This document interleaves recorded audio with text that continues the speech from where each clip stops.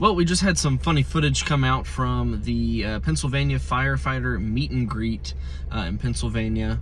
The president and vice president, Joe Biden and Kamala Harris, attended along with Donald Trump, and the crowd reaction is quite hysterical, honestly. I'll pull it up right here. Make sure to clip it into the video. As they're walking in, Joe and Kamala, it is crickets, and crickets alone. Actually, I think a child is crying because of the disdain they have for the president. Now, the reaction is completely opposite for Trump whenever he walks in, as you'll see right here.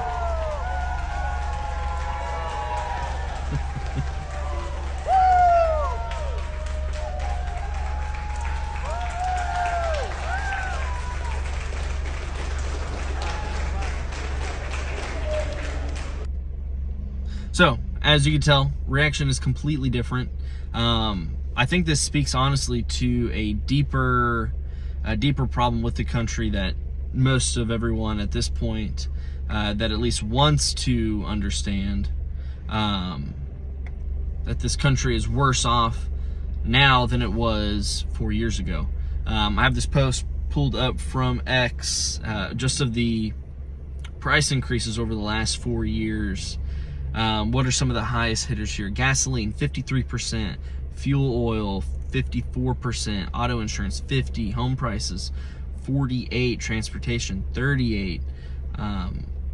Just quite shocking. Food and home, 20%. Obviously, for most of Americans, they're making, what, 55, 60 grand a year? From what I've been able to research, and they can't afford homes. No one can. I can't at this current moment in time. 4 years ago, yes, I could have. I have the down payment for 4 years ago, but they have doubled since then. So it's quite unfortunate knowing that, hey, your typical American has to make $100,000+ a year, versus what was 60 to 70, depending on the area, 4 years ago under Trump. Groceries are ridiculous. I have a wife and 2 kids, and I'm not going out of Walmart without spending, $150 a week on groceries. Typically, and we haven't increased our standard of living at all. If not less than, we have reduced our standard of living to account for the inflation. It's mind-blowing, just how expensive some things are. And you might be thinking, well, why don't you just pick up a second job? Just pick up a second job, work harder, which is true to a certain extent. Like, yes, you need to work hard. You're not just gonna have things handed to you. But I think most people understand that. What people don't want to do is work 70 hours a week. They got kids. Who's going to watch their kids? Oh, the daycare? The daycare, they're stupid expensive. I just don't see a route where you just need to find 2 jobs. Work full-time, get a part-time. That's not sustainable long-term for the vast majority of people. Like, you'll have the people that don't have a ton of family obligations who can do that. Like, for me, almost every night is packed with a church event. I do mountain biking a lot, so I'm mountain biking. Now some of these I don't have to do. Sure, cool. I could replace those with a part-time job, and sure. But people want a life outside of working. And I think that's why people are so frustrated with this administration, is because they have had 3.5 years in office, and they haven't fixed anything. They have gotten worse. And some of the big talking points that I think Trump won on was the economy. His final statements were perfect. Why haven't you done it in the last 3.5 years? Go down to the White House, and do it now. You can do it now. They won't. They'll say whatever to whatever audience to gain votes. Just dropped my pen.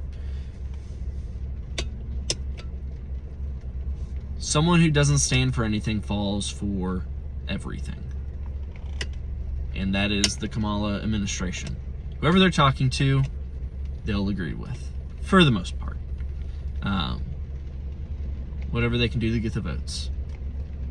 Now, we as Republicans and conservatives, libertarians, whatever party you may align with, we can win the debate, but the problem is it's more and more becoming a just paper collecting competition. Who can collect the most amount of ballots to win? The talking points don't necessarily matter. Winning the moderates over the undecided voters, that is the crowd that we should be going after.